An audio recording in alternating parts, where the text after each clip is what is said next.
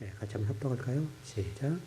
여호와 하나님이 이르시되 보라 이 사람이 선악을 아는 이에 우리 중 하나같이 되었으니 그가 그의 손을 들어 생명나무 열매도 따먹고 영생할까 하노라 하시고 여호와 하나님이 에덴 동산에서 그를 내보내어 그의 근원이 된 땅을 갈게 하시니라. 이같이 하나님이 그 사람을 쫓아내시고 에덴 동산 동쪽에 그룹들과 두루 도는 불칼을 두어 생명나무의 길을 지키게 하시니라.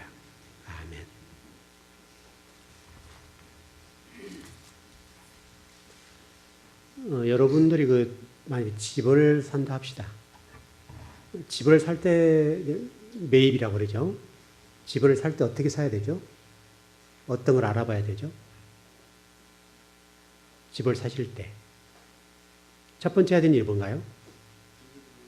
등기부등본을 띄워봐야 되고, 또 그 다음에요? 네? 네. 네, 등기부등본이 다 나오죠. 그 다음에 토지하고 건물을 봐야겠죠. 집이라고 한다면 토지 건물부를 다 띄워봐야 되겠고, 그 다음에 햇빛이 잘 네네네 그래야 되고, 또요.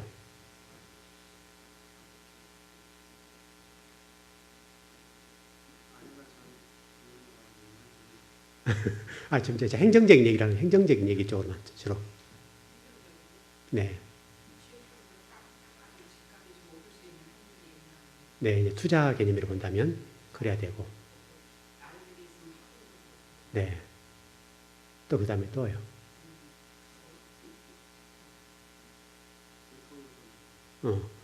자, 이제 행정 얘기를 좀 해달라고 그러는데, 자꾸. 행정 얘기. 왜냐면 여러분들이 집을 사고 팔 때가 있겠지 않습니까? 집을 살려고 한다면 여러분들이 꼭 알아야 될 거 아니에요, 이거. 그래서 등기부등본을 띄워봐야 될 것이고, 예? 토지 건물, 이걸 띄워봐야 되고, 그 다음에요. 도시계획 확인은. 이제 조금 저하고 다녀봐서 이제 알거든요. 그 다음에,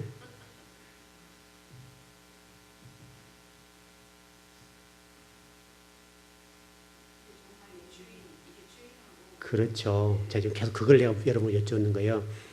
계약을 하고 있는 그 계약 당사자와 그 건물 주가 맞고 번호가 맞냐, 주소가 맞냐, 이것도 확인해야 됩니다. 여러분 잘못된 경우는 김서방 찾기예요. 잘못하면 계약은 이 사람 했는데 땅이 없는 거예요. 이런 경우들이 많습니다. 첫 번째는 그 주인과 땅 지번이 맞는가, 이 맞는 걸, 주인이 맞는 걸 봐야 되고, 그 다음에 등기부 등본을 띄워보셔야 되고, 도시계획 확인을 띄워보셔야 됩니다. 일단 그 정도만 해도 좀 더 정확해 보게 됩니다. 거기다가 그 경계 측량 비슷한 그런 것도 있거든요. 그런 것도 나온 것도 있고 여러 가지 있으니까 일단 기본적으로 그 정도 띄워보면 이 집을 사야 될 것인지 말아야 될 것인지 어떤 여러 가지 조건이 좋다 본다고 한다면 이제 그렇게 정리를 하면 됩니다. 조금 어렵게 얘기를 해볼까요? 그렇다면 좀 이제 까다로운 땅이 있다 합시다. 종중이란 말 아시나요, 여러분? 종중. 그렇죠, 문중 땅. 문중 땅을 살 때는 어떻게 사셔야 되나요?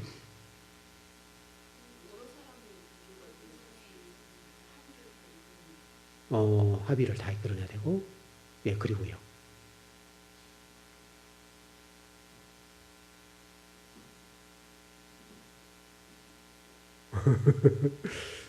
여러분들 다 어린 사셨지 않습니까? 그 여러분 현실적인 얘기잖아요, 지금.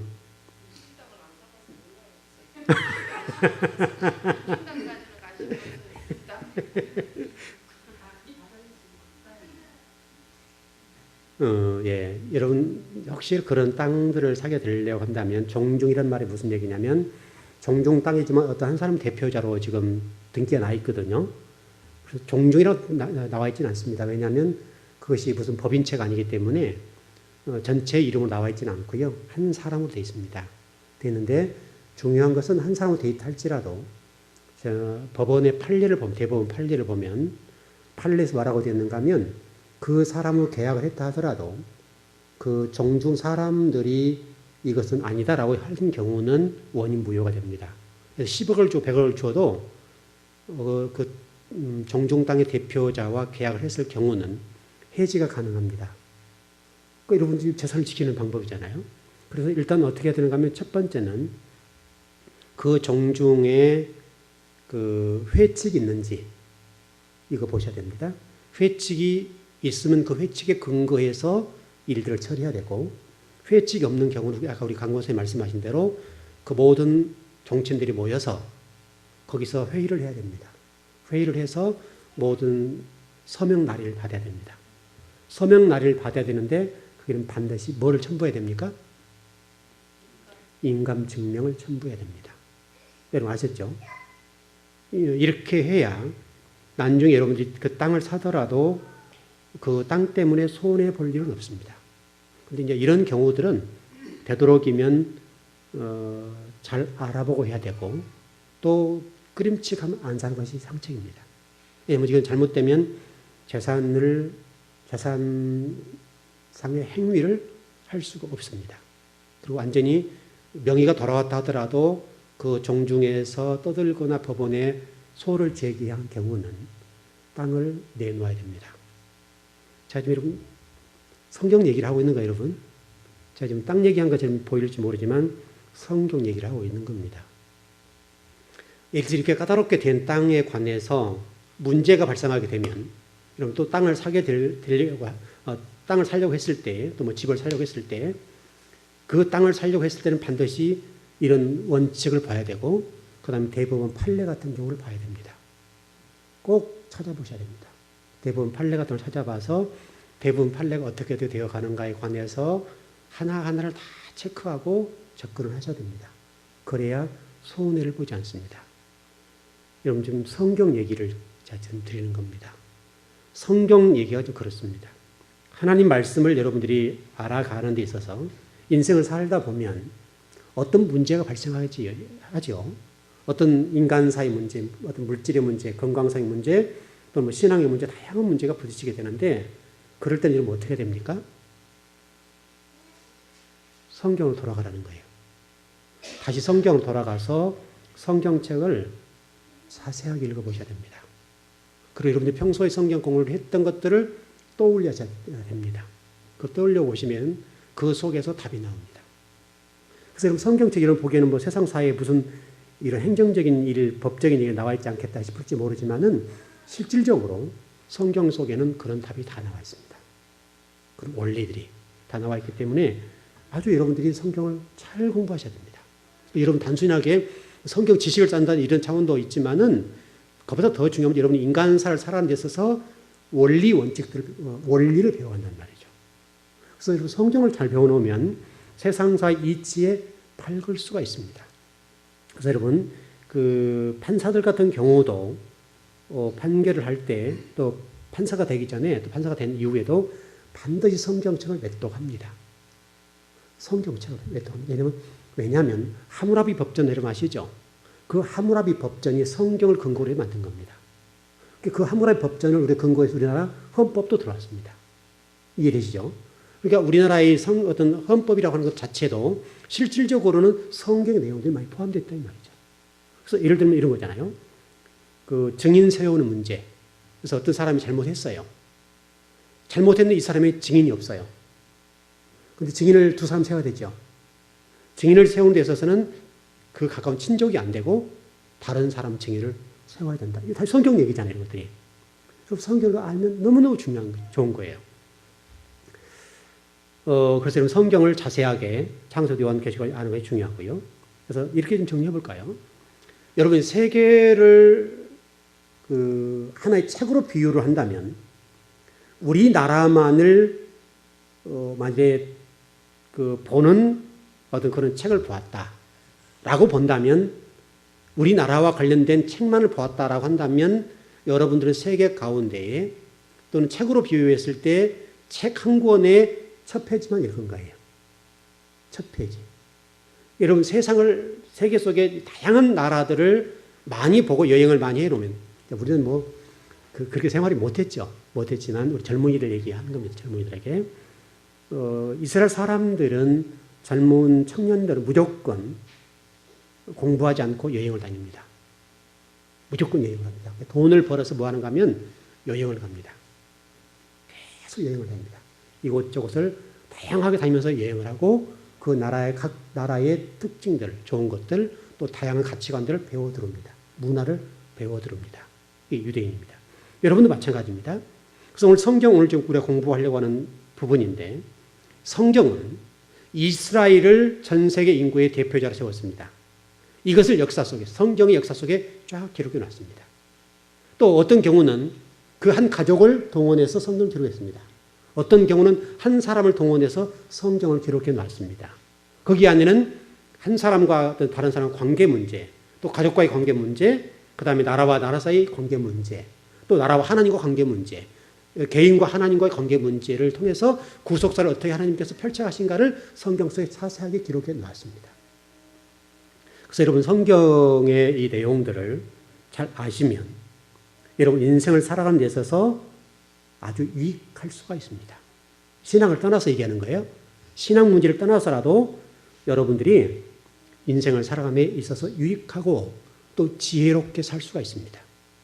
여러분 예를 들어서 저 같은 경우도 상당히 많이 들어옵니다. 여기 상당히 많이 들어오는데 저는 실질적으로 제가 세상을 모르지 않습니까? 저는 세상에 나가와서 살아본 경우가 별로 없습니다. 제가 지금까지 인생을 살아오는 동안에 제가 청년 시절에 잠깐 교회에서 열심히 일한 것, 제가 세상 속에 나가서 돈을 벌어본 경우는 딱 1년밖에 없습니다. 제 인생 속에서. 1년밖에 나가서 돈을 벌어본 적이 없기 때문에 세상을 저는 잘 모릅니다. 오직 저는 교회에 일을 했고 신학을 했고 교회에서만 살았던 사람이기 때문에 실질적으로 저는 세상을 잘 모릅니다.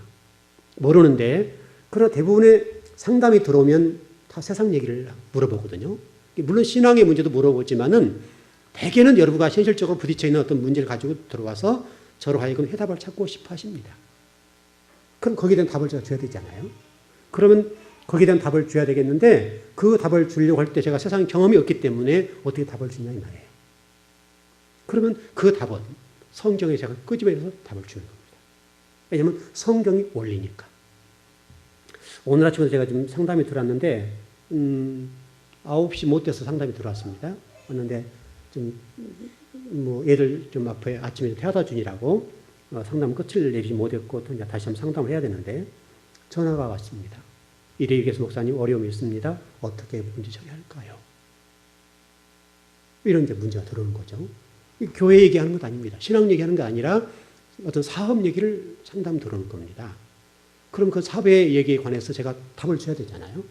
답을 줘야 되겠는데 저는 사업을 안 해본 사람이잖아요. 저는 사업을 모릅니다. 전혀 모릅니다. 해봤던 적도 없고 제가 관여해봤던 적도 없습니다. 왜냐하면 저는 세상에 나가서 그런 일을 해본 사람이 아니니까. 그럼에도 불구하고 제가 답을 줘야 되는 입장이기 때문에 답을 줘야 된다는 말이죠. 그러니까 제가 그 상담을 받고 지금 답은 못 했는데 지금까지 바빠서 답을 주긴 줘야 되는데 답을 어떻게 끌어오냐면 성경 속에서 답을 끌어오는 겁니다.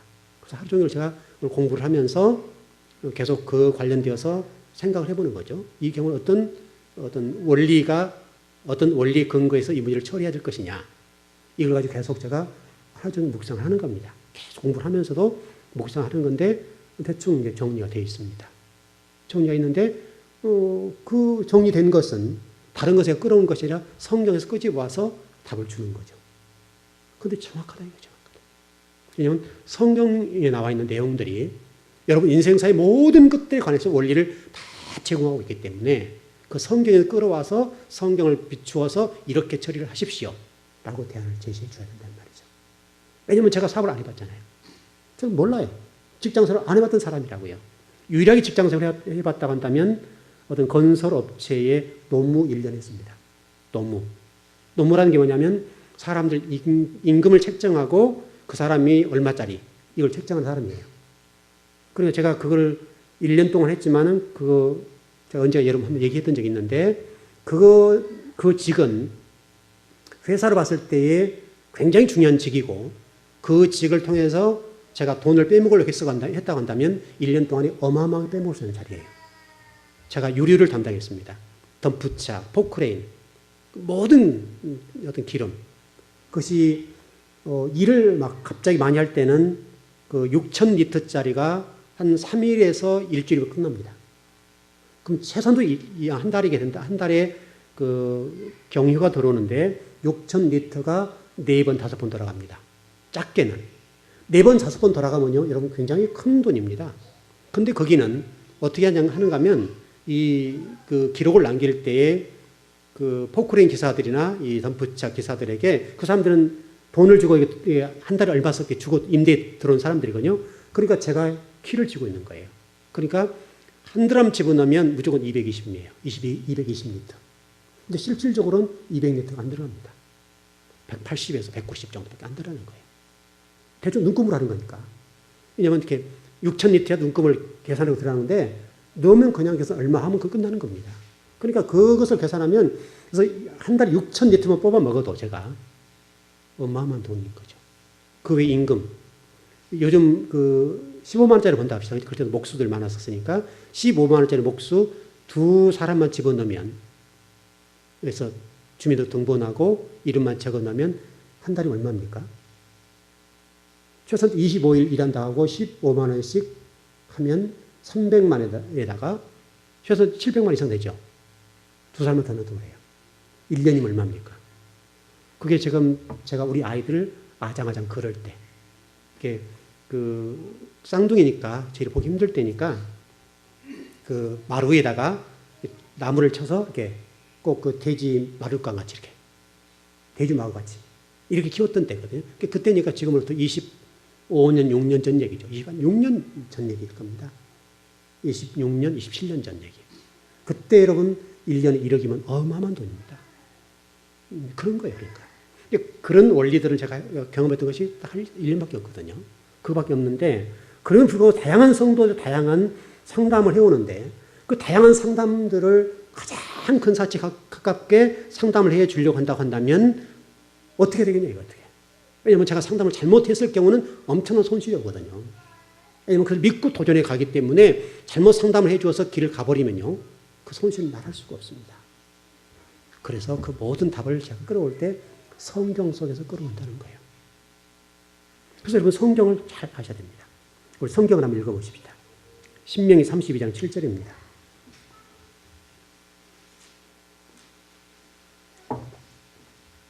자, 새벽 예배 때 조금 말씀드렸는데 오늘 공부와 관련되어 있기 때문에 이 말씀을 공부해가면서 오늘 공부를 해보십시다.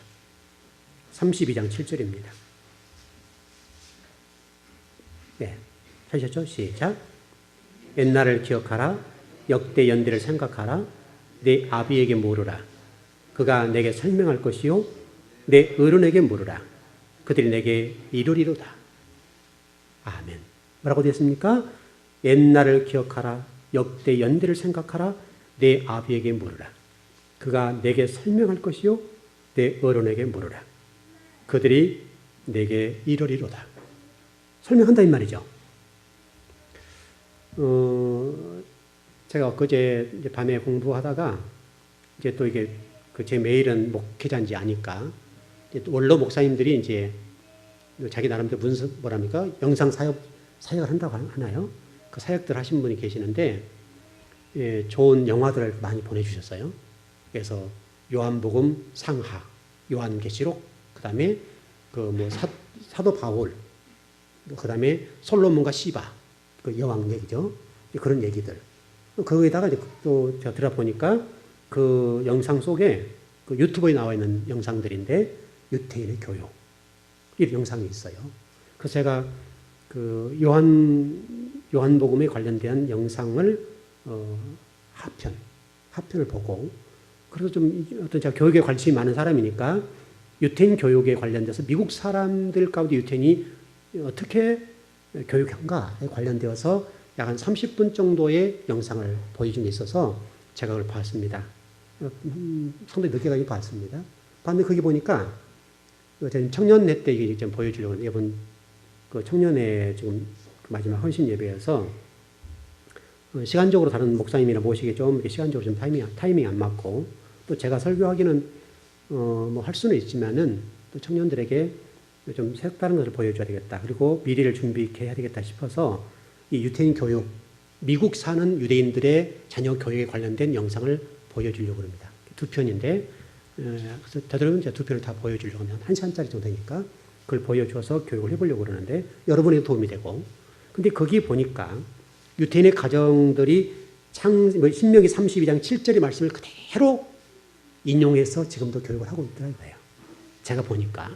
그래서 그 엄마의 역할, 아빠의 역할이 딱 분리가 되어 있습니다. 근데 거기는 아이를 한 가정을 소개해 줬는데 아마 이번 주일날 볼 겁니다. 한 가정에 10명을 낳습니다. 10명. 지금 18, 19살 되는 아이들이 있고 이제 갓난아기 3개월 되는 아이. 이렇게 10명을 낳은 겁니다. 신의 축복이라고 그래가지고 계속 주시는다는 거죠. 여러분 그 정통 유대인들이 그렇습니다. 그렇게 하는 건데 근데 놀라운 사실은 그 유대인들이 그 미국의 모든 걸 장악하고 있다고 그랬죠. 뉴욕을 장악하고 있고 모든 걸 장악하는데 그 유대인들 가운데 한 가정을 선택해서 영상을 찍어가지고 보여준 그런 자료입니다. 자, 읽어보면서 그걸 보면서 야, 이 사람들 신명기 32장 7절의 말씀을 그대로 인용하고 있구나. 그대로 살고 있구나. 왜 이게 중요하냐면 신명기 31장 7절의 말씀은 바로 이스라엘 백성들이 가나안 땅에 들어가던 세 가지를 꼭 지키라는 말씀이에요. 그래서 세 가지 뭐냐면 옛날을 기억하라. 첫 번째. 두 번째는 역대 연대를 생각하라. 두 번째. 세 번째는 내 아비에게 물으라. 이 세 가지예요. 너희들이 이 세 가지를 하게 되면 가나안 땅에 들어가서 내가 너희 복을 줄 것이다. 너는 절대 망하지 않아. 그런데 결과적으로 이걸 못한 거예요.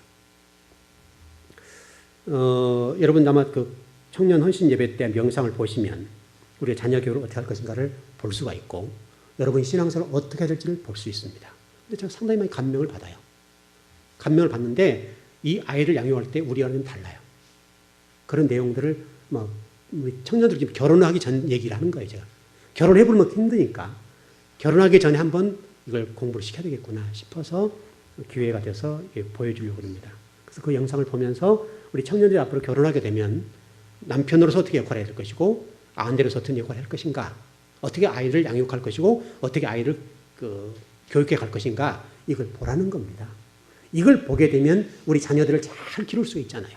근데 그 유태인의 교육은 10살이 될 때 벌써 영어하고 히브리어를 하게 만들어버린 거예요. 영어는, 미국에서 영어는 기본적으로 잘할 거 아니에요? 근데 영어권에 있는 아이인데 영어를 가르치면서 히브리어를 가르치는데 강요하지 않고도 가르치는 거예요. 그리고 10살이 되게 되면 밤마다 와서 아빠에게 성경을 배우는 거죠. 히브리어를 읽고 또 아빠가 가르쳐주고 이런 교육을 해나가는데 그 아이들 기본적으로 영어, 히브리어, 그 다음에 고대 히브리어 이런 거 다 하는 겁니다. 기타 뭐 다른 나라 말 또 하게 되고 몇 개 국어 말을 하게 된다는 말이죠. 그러면 기가 막히게 성장한 건 아닙니까? 그러면서 동시에 창의력에 길러나가는데 이 아이들이 그렇게 성장하니까 세계를 지배하는 거예요. 미국을 지배해버리고 그렇게 하는 겁니다. 그래서 상당히 우리 청년들에게 또 우리 교회의 성도들에게 좀 도움이 되겠다 싶은 거죠. 왜냐하면 우리가 교육 방법과 다르니까요. 창의력을 길러야 되고 그 유태인 아이들이 어떻게 길러지는가를 보게 되면 우리 부모들, 앞으로 청년들이 부모가 되었을 때 내 아이를 키울 것인가를 보게 될 것 아니냐 이 말이죠. 또 우리 지금 우리 전선이 같은 좀 아이를 그 사모님이 잉태하고 계시니까 이런 때 잘 보고 나면 아이를 잘 키울 수가 있죠. 또 우리 성도도 마찬가지고요. 그걸 보자는 겁니다. 그래서 어떤 여러분들이 이런 성경의 말씀을 통해서 여러분 삶에 실수하지 않고 실패하지 않고 바른 정도를 걸어갈 수 있고 성공할 수 있는 인생을 살아간다는 것은 대단히 중요하지 않습니까? 그런 측면에서 오늘 세 가지를 간략하게 다 정리하고 말씀 넘어가 볼게요.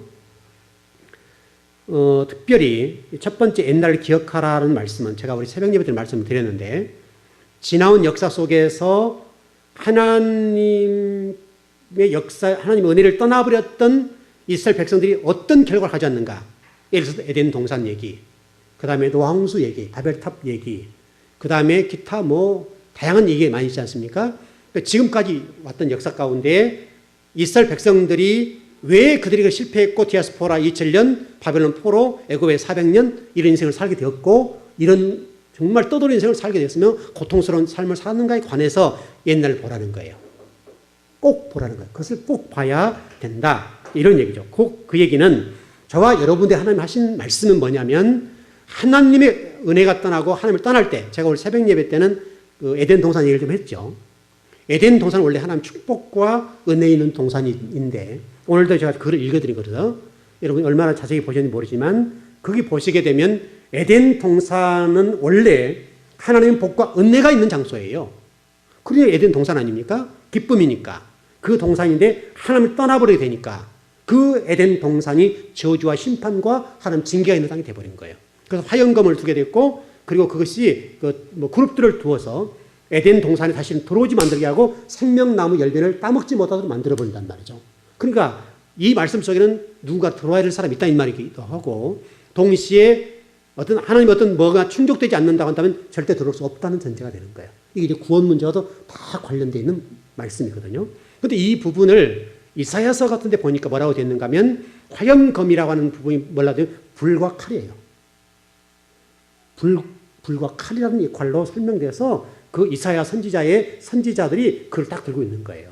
그런 설명도 돼 있고 그렇습니다. 그러니까 어떻든 간 여러분 제가 지내온 동안에 성경 속에 기록된 내용들을 공부해야 될 이유는 지나온 과거 동안 이스라엘 백성들이 잘했던 것, 잘못했던 것들, 그 모습을 보면서 나는 저 잘못된 것을 절대 따라가면 안 되고, 저들이 잘했을 때 하나님 어떻게 저들에게 복을 주셨고 은혜를 주셨는가에 관해서 보고 따라가라는 거예요. 그걸 옛날 기억하라 해요. 그 다음에 역대 연대를 생각하라 그랬지 않습니까? 곧 이 얘기는 간단하게 구속사적인 입장에서 족보 얘기예요. 족보를 동원해서 우리가 지금 오늘 제가 새벽 예배도 그 말씀 드렸습니다만은 이 여일의 후손의 계보와 그 다음에 이 뱀의 계보, 사단의 계보를 통해서 한 말씀하신 거, 이걸 똑똑하게 보라는 거예요. 그러니까 하나님의 그 구속사 속에 여인의 후손의 그 족보 속에 계보 속에 들어있는 어떤 한 신앙인의 모습과 또 뱀과 사단의 어떤 관련된 그 계보에 속한 사람들의 결과가 어떻게 됐는가, 그들의 삶의 결론이 어떻게 났는가를 보고 우리에게 어느 길을 따라가겠냐 이거예요.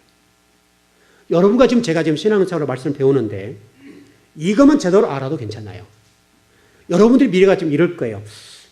신앙생활 해보는데 별로 진전도 없고 지금 하나님의 복도 받아야 되겠고, 근데 도대체 우리 인생은 왜 이럴까? 이런 생각이 있다 이 말이죠.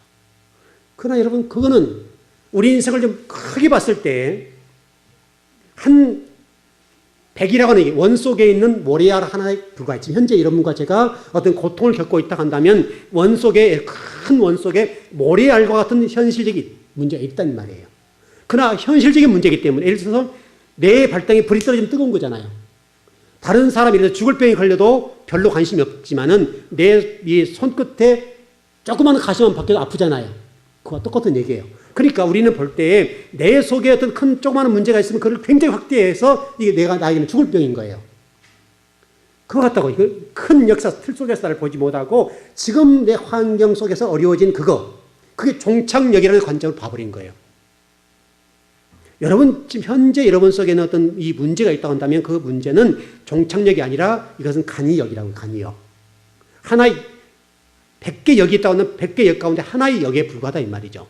근데 우리가 느낄 때는 그 하나의 역을 전체를 봐본다 이 말이에요. 그렇기 때문에 우리가 불행하다고 얘기를 하게 되고, 때로는 우리가 울부짖기도 하고 왜 하나님 나에게 복을 주지 않는가에 관련되어서 원망하고 불평하게 된다 이 말이죠. 여러분 우리 인생은 지금 현재는 이것이 전체가 아니라고, 정착이 아니라고요. 그러니까 이게 지금 역대 연대를 보라 이 말은 아브라함과 이삭과 야곱의 이런 삶들, 또 그다음에 요셉의 삶들, 기타 다양한 이 족보 속에 나타나는 사람들의 그 삶을 보면서 이 역대 연대를 보라는 거예요. 역사를 보라는 거예요. 역사 속에 등장했던 그 족보들을 보면서 어떻게 했을 때 하나님 복을 주셨는가 보라 이거예요. 자, 새벽 예배 때 말씀드렸지만은 아브라함을 여러분 갈대아 우르에서 뽑아내서 서쪽으로 이동하게 만들잖아요.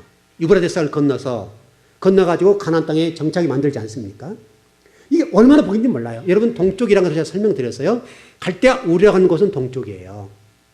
동쪽이기 때문에 이 우상장사가 득실했던, 다시 설명하면 아브라함의 아버지 데라가 우상장사했단 말이죠. 그게 왜냐하면 하나님의 저주와 심판이 있는 장소, 하나님의 은혜가 떠난 장소이기 때문에 그와 같이 할 수밖에 없는 거예요. 문화가 그러니까. 또 그들의 종교가 그렇기 때문에 갈대아 우르에서는 우상장사가 맞는 거예요. 왜? 하나님이 안 계시니까. 비록 그게 동쪽이지만 저주의 땅이란 말이에요. 저주의 땅. 하나님이 떠나버린 장소는 저주의 땅인 거예요. 그러니까 하나님께서 아브라함에게 아브라함아 너 있는 곳에 나와. 너의 본토 친척 아비를 떠나서 나와라. 내가 너의 지시할 땅으로 가. 너는 유브라데스 강을 건너서 가나안 땅으로 들어가야 돼. 내가 너의 지시할 땅, 그 땅으로 가야 돼. 그게 가나안 땅이야. 가나안 땅은 여러분 아시는 것처럼 척박한 땅 아닙니까? 비가 오지 않지 않습니까? 그럼에도 불구하고 하나님이 그곳에 계시기 때문에 그것은 복된 땅이라 이거예요. 그러니까 여러분 지금 혹시라도 현실 속에서 어려운 문제를 겪거나 지금 뭐 물질적인 고통을 겪는 성도들이 있으시다고 한다면 그것은 하나님이 저와 여러분의 지금 비를 내리지 않는 것뿐이에요. 그러나 그곳에 하나님이 거하시고 하나님 말씀과 근거에서 진리의 근거에서 여러분 인생을 살아드리고 있다고 한다면 그것은 천국이라 이거예요. 하나님 나라이고 곧 그것은 하나님 우리 인간적인 입장을 보는 축복의 땅이라 이 말이죠. 그 축복의 땅이 단지 지금 비가 내리지 않는 거예요. 그러니까 우리가 비가 내리지 않을 때는 어떻게 해야 돼요? 하나님 비를 내려주세요. 이렇게 하는 단계다 이 말이죠. 이해되시나요? 그래서 역대 연대를 기억하게 되면 생각하게 되면 거기 속에서 분별력과 통찰력이 생겨서 그 분별력과 통찰력을 가지고 세계를 볼 수 있는 인생을 볼 수 있는 그런 데 보인다 이 말이죠. 그러니까 여러분 성경을 많이 읽어놓으면 사람의 인생이 보여요. 저 사람은 안 되겠구나 되겠구나 라고 하는 것이 딱딱 정리 끝나버려요. 여러분 중요해요. 그래서 제가 여러분들 신앙을 지도할 때 다 그런 관점에서 다 봐요. 아, 저분은 신앙생활 이렇게 하는데 제가 말을 못할 뿐이에요. 혹시나 여러분 마음속에 상처를 당할까 봐서 다 말을 못할 뿐이지 여러분의 삶의 여정 또 신앙생활의 모습을 보면 그 어떤 생활 속에서 저분은 하나님의 복과 은혜를 받겠구나 라고 하는 것들이 딱딱 정리가 된다고요. 어떤 경우는 아 저분은 정말 우리 좀 속된 표현을 써볼게요. 용을 쓰는데 안 되겠구나. 그게 정리가 끝나버려요. 왜냐하면 역대 연대를 통해서 또 성경에 등장한 3만 명의 사람을 동원해서 저 사람 누굴까 이렇게 보는 거예요. 왜냐하면 성경을 알고 있으니까요. 그 성경을 안다는 것이 너무 중요하고 여러분의 인생의 미래와 분별력과 통찰력이 생겨서 여러분의 미래를 보고 있는 거예요. 그냥 보여요. 그게. 제가 무슨 신적인 무슨 계시를 받아가지고 뭐 이상한 사람이 아니라 성경을 읽다 보고 성경을 공부하다 보면 다양한 사람들에 관련된 이 모든 자료들 제가 입력해 있잖아요. 그걸 가지고 있잖아요. 그 입력된 자료로 여러분 한 분 한 분을 보는 거예요. 그걸 보기 때문에 아 이분은 이렇게 되겠네. 저분은 저렇게 되겠네. 저 정도 선에 끝나겠네. 이게 보인다 이 말이죠. 그러니까 여러분 역대 연대를 생각하라라고 하는 것은 여러분의 분별력과 통찰력을 준다고 하는 맞아요. 하나님께서 이 성경을 읽고 또 공부하고 연구하고 하면 통찰력과 분별력을 주셔서 여러분을 볼 수가 있어요. 여러분도 동일해요. 여러분도 성경을 계속 읽게 되면 여러분의 분별력과 통찰력이 생겨요. 생길 수밖에 없어요. 그래서 여러분 성도를 보면 성경 공부를 또 많이 하신 분들 예를 들어서 수요일, 금요일, 새벽 예배, 주일 오후 계속 공부한 분들 또 저와 지금 계속 몇 년 동안 공부하신 분들은 웬만큼 보일 거예요. 웬만큼 보인다고요. 웬만큼 보여서 저분의 인생이 이렇게 가겠네라고 하는 것이 대충돼요. 이해돼요.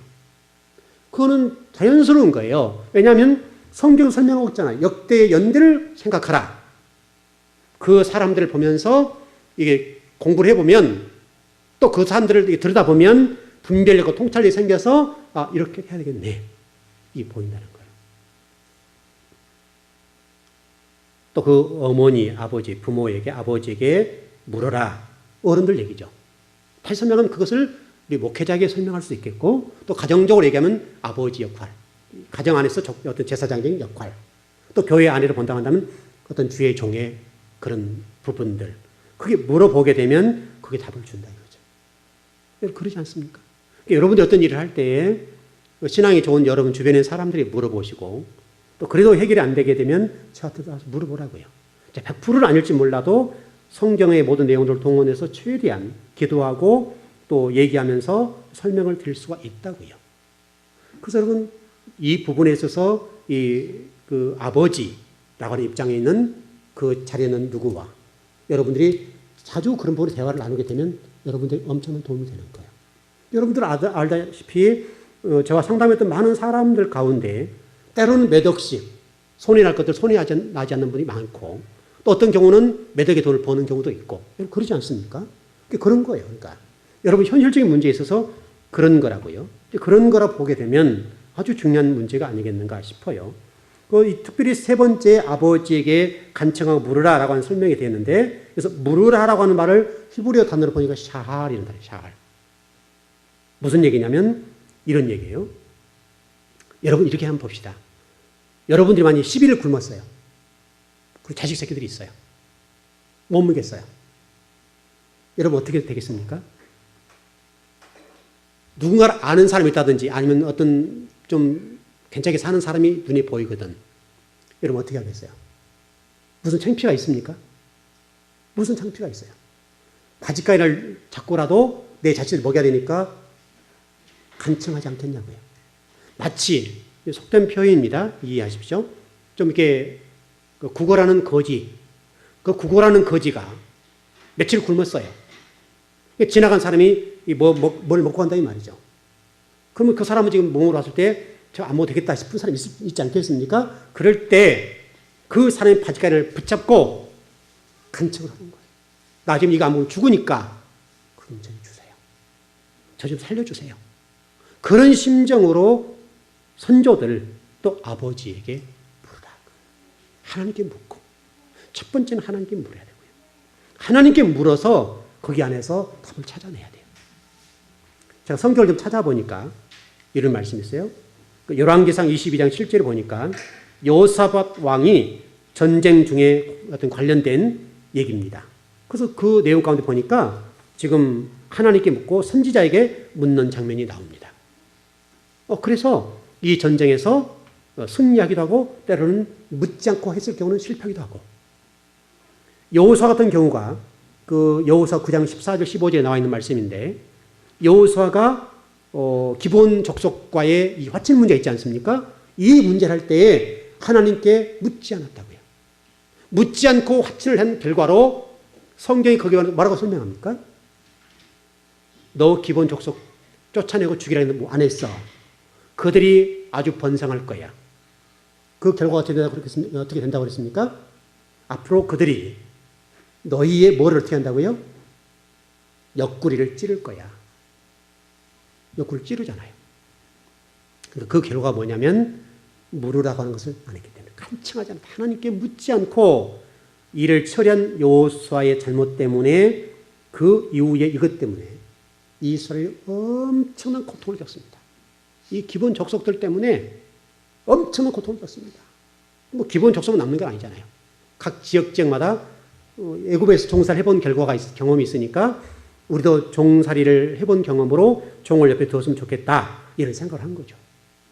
그리고 기본 족속뿐만 아니라 다양한 족속들 놔뒀는데 그 족속들이 하나님이 얼마나 복을 주셨는지 여러분 이스라엘 백성들이 애굽에 살 때 고센 땅에서 정말 430년 사는 동안에 엄청난 인구가 번성한 것처럼 이 족속들이 막 번성하는 겁니다. 여러분 그래가지고요 이스라엘 것들 때문에 굉장히 고통을 겪습니다. 자 오늘 이제 본론으로 좀 들어가 볼까요? 여러분 가정생활하면서 오늘 본문에서 그런 내용들이 좀 잘 나와 있는데 남편의 역할과 아내의 역할을 혼돈하거나 잘못해가지고 어려움을 겪는 경우들이 많습니다. 지금 오늘 아담과 하와의 입장에 있을 때 아담은 남편으로서 역할, 하와는 아내로서 역할, 아내가 돕는 배필이라고 그러지 않습니까? 돕는 배필로서 역할을 잘 했어야 되는데 오히려 돕는 배필이 잘못해가지고 선악을 따먹고 죽음으로 내몰았단 말이죠. 그러니까 여러분 아내의 역할이 굉장히 중요합니다. 여러분 남편도 중요하고요. 이 둘 다 중요한 것이죠. 근데 여기서 아주 중요한 것은 하나님께서 이 문제에 관련돼서 이렇게 좀 정리를 하고 계세요. 이 부분을 좀 생물학적인 남자, 우리 그냥 남자. 하나님과 관련된 내용과 똑같은 건데 우리 전번에 제가 그 마태복음 13장을 공부하면서 이렇게 한번 말씀을 드렸어요. 생명 대신 예수 그리스도의 씨가 우리 마음밭에 들어왔다. 그 설명을 드렸어요. 여러분 그 하나님 역할이에요. 하나님이 남자로 표현된 것은 아버지로 표현된 것. 여성들 입장에서는 왜 아버지야? 그래서 여러분 요즘 이단들 가운데 하나님 어머니 나오죠. 하나님 어찌 아버지만 나왔냐? 하나님 어머니도 계셔야 돼. 해가지고 이단 가운데 그걸 싹 들고 들어와서 어머니 하나님 그렇게 나온단 말이죠. 이게 성경을 몰라서 그런 거예요. 성경이 뭐를 말씀하려고 하는지를 전혀 모르기 때문에 그런 엉뚱한 짓들을 하고 있는 거예요. 그래서 여러분 아버지라고 하나님을 아버지라고 표현한 것은 바로 이 생명 씨의 문제와 관련되어 있어요. 그래서 그 내용을 아담과 하와에게 그대로 보여주는 거예요. 현재도 똑같고요.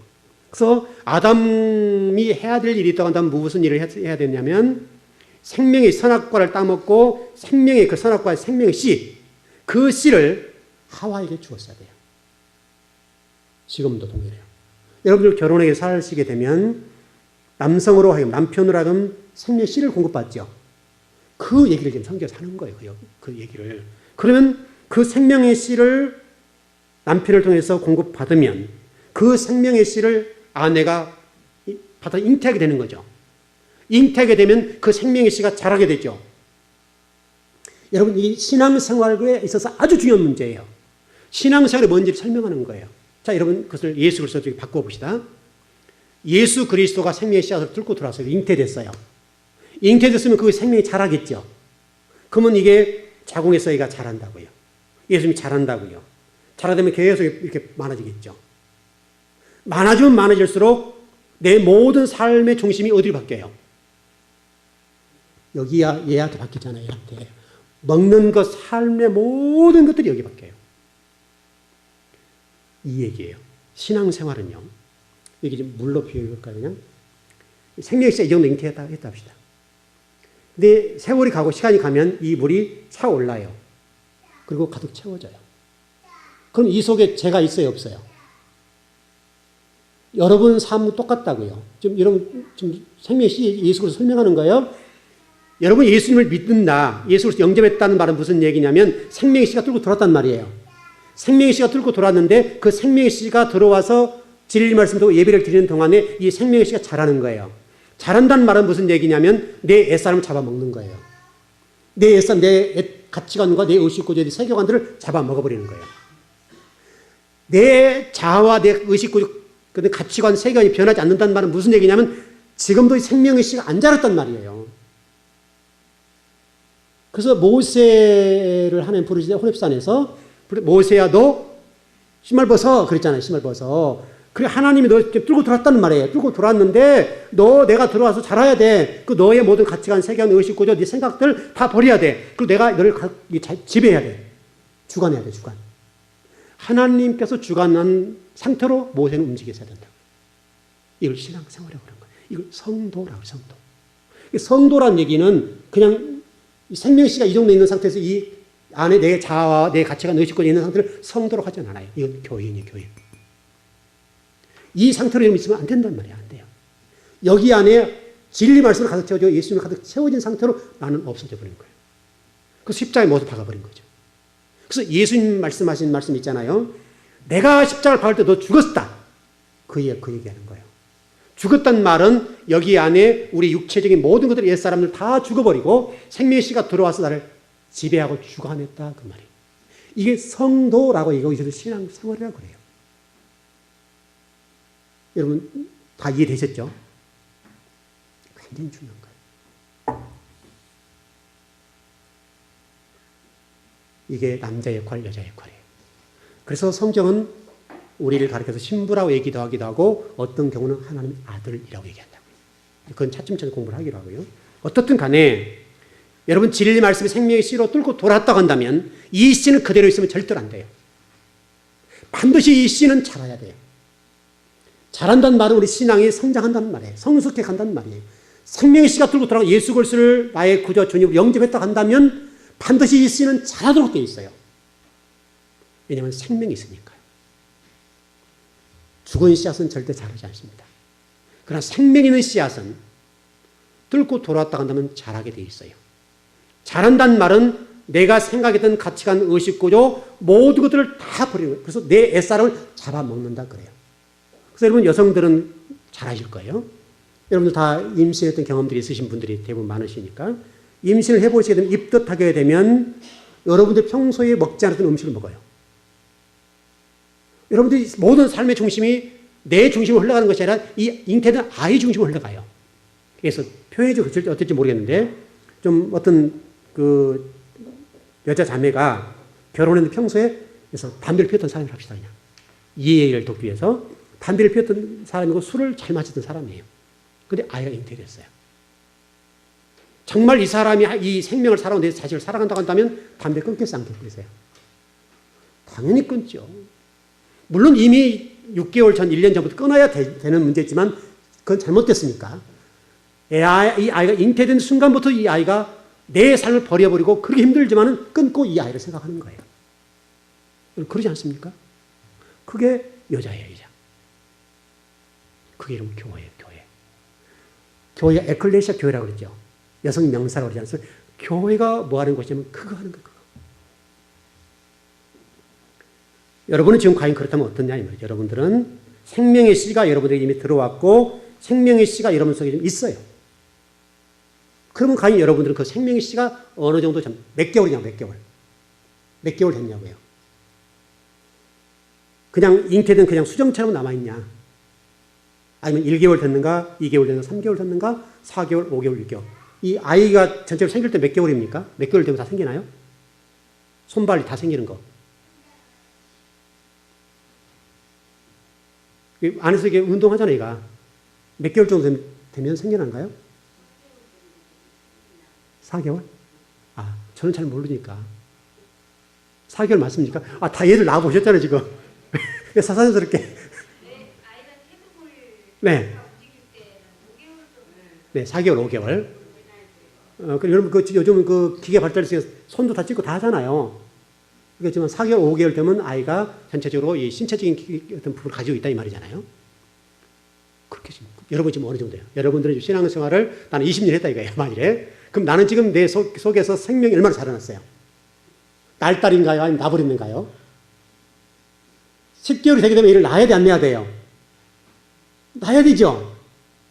낳아야 된다는 말이 무슨 말이에요, 여러분? 낳아야 된다는 말이. 이게 여러분 하나님 아들이란 말, 아들. 아이를 낳다 이 말은 양을 낳는다 이 말이잖아요. 여러분이 진리 말씀을 먹고 여러분 뭐 하나님 예수님 낳을 수는 없잖아요, 여러분들이. 그 말씀을 먹고 자라게 되면 여러분 속에 잉태된 이 영혼을 낳아야 되고 낳아야 된다는 무슨 얘기냐면 믿지 않는 영혼들이 가서 복음을 증거해서 그 영혼들을 하면 하나님 아들을 삼는 것, 그것이 하나님 아들이에요. 아들이 생명을 주는 자잖아요, 여러분. 아들의 생명을 주는 자라 맞죠? 생명을 주는 자니까 여러분이 남성 여성 똑같은 거예요. 하나님의 아들이라는 표현은 여자도 들어가 있고 신부라는 표현은 남자도 들어가 있는 거니까 신부된 입장에서는 이게 잉태된 상태고 아들된 입장, 하나님의 아들이라는 표현은 이미 아이를 낳아서 생명의 씨를 다른 사람이 주는 상태예요. 여러분은 지금 어느 상태에 가야 돼요?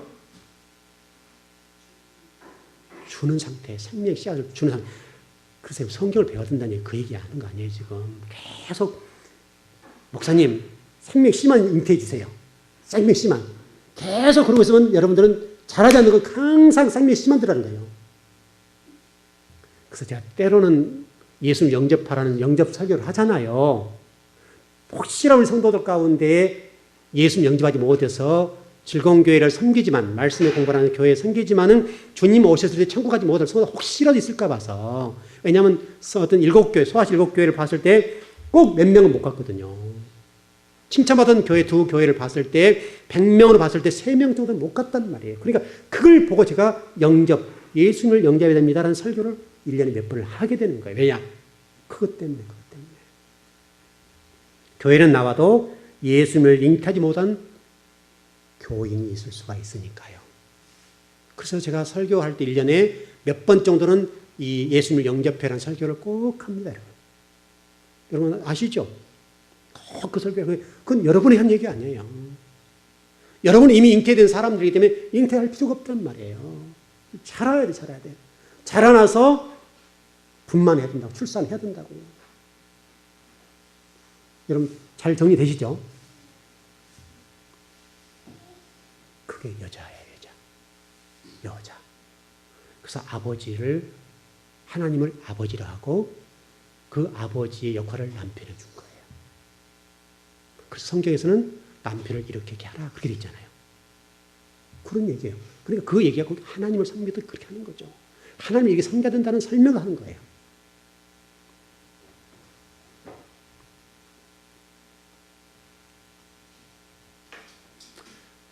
여러분, 열처녀 비유를 보게 되면 상당히 심각한 설명이 되어 있지만은 다 하나님의 자녀들인데 잉태됐잖아요.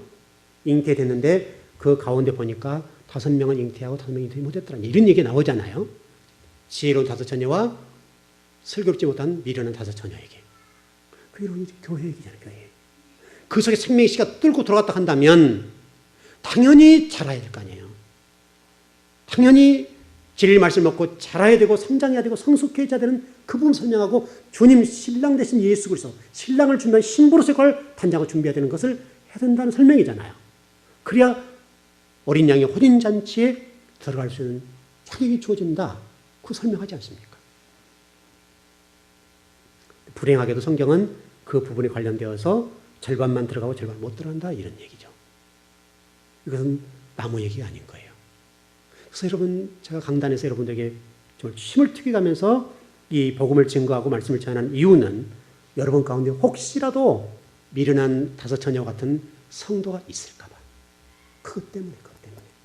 왜냐하면 제가 목회하는 자리에서 하나님 나라 갔는데 하나님께서 제게 책망하시기를 야, 네 즐거운 교회 성도를 봐라. 딱 이제 그때는 주님 오셨을 때 다 볼 거 아닙니까? 예, 주님 보여주시죠. 그래, 봐라 한번. 네 누구 지금 못 왔다. 너 어떻게 목회한 거야? 이렇게 할 것 아니냐 이거야 저에게. 얼마나 두려운 일이야.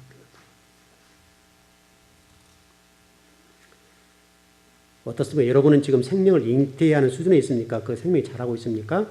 아니면 생명의 그 씨앗이 자라서 출산을 했습니까? 곰곰이 생각해 보셔야 돼요. 여러분 잉태되어서 이게 날달이 됐다 한다면 여러분들은 반드시 여러분의 모든 세계관과 의식구조, 사고의 체계들이 철저히 성경적인 사고관을 가지고 있어야 돼요. 철저히. 나는 없어야 돼요. 나는. 오직 예수 그리스도, 오직 하나님의 말씀, 그것이 저를 지배하고 주관한다. 주관. 아이가 자라게 되면 그 아이가 나를 주관하는 것처럼 여러분을 주관하는 것이 하나님이에요. 예수 그리스도세요. 그분이 주관한다. 그분이 말씀하시게 되면 말씀하신 대로 움직이고 그분이 요구하시면 요구하신 대로 사는 거예요. 그게 신앙생활이라고 하고 그걸 성도라고 그래요. 성도는 여러분 실질적으로 제가 여러분들 편하게 불러서 성도라고 얘기하지만 성도는 아무나 부를 수 없어요. 거룩한 성자가 들어가잖아요. 하나님의 이름 앞에 쓰여지는 성부, 성자, 성령 할 때 거룩한 성자가 들어가는 부분이니까 이건 누구에게 붙일 수 없는 거예요. 성도라고 하는 것은 일반 사람이 아닌 새로운 피조물. 그래서 제가 장아찌 얘기했는데 장아찌. 예를 들면 마늘을 간장에 집어넣어서 숙성을 시키니까 마늘 장아찌가 되었다. 그 얘기예요. 그리스도인이라고 하는 것은 그리스도도 아니고 사람도 아닌 새로운 피조물. 그 상태를 얘기하는 거예요. 그러니까 크리스찬이라는 말이 어려운 말이에요. 어려운 말. 교인, 신자, 성도. 교회는 이렇게 구분이 돼요. 그래서 여러분들이 그것을 잊지 마시고 신앙생활을 부지런하게 하시고 진리 말씀 부지런하게 들어서 여러분 영혼 속에서 잉태된 그 씨가 자라도록 하고 자란 그 씨가 여러분을 주관할 수 있도록. 주관이라는 말이 중요합니다. 그분이 주관하는 거예요. 그분이 움직이게 하는 거예요. 그분이 말씀하면 움직이고 정지하면 정지하고 그분의 의도대로 내가 사는 거예요. 이걸 신앙생활이라고 그래요. 네, 여기까지. 혹시 질문 있으실까요? 또 혹시 이해가 안 된 분? 다 됐습니까? 다 됐죠? 여러분 신앙생활 좀 굉장히 중요한 부분 공부하는 거예요 지금요. 계속 이 부분을 공부를 할 겁니다. 공부할 거니까 여러분 이번에 이 부분 확실하게 이게 한 번이 가면 쉽잖아요. 창세기 공부. 이게 창세기 앞으로 굉장히 많이 하는데 이 공부 지나가 버리면 창세기 또 공부하기 쉽지 않아요. 언제 다시 할지 몰라요. 그러니까 여러분 이번 기회 확실하게 배우고 잘 정리하셔야 돼요. 그렇게 했으면 좋겠습니다. 기도하겠습니다.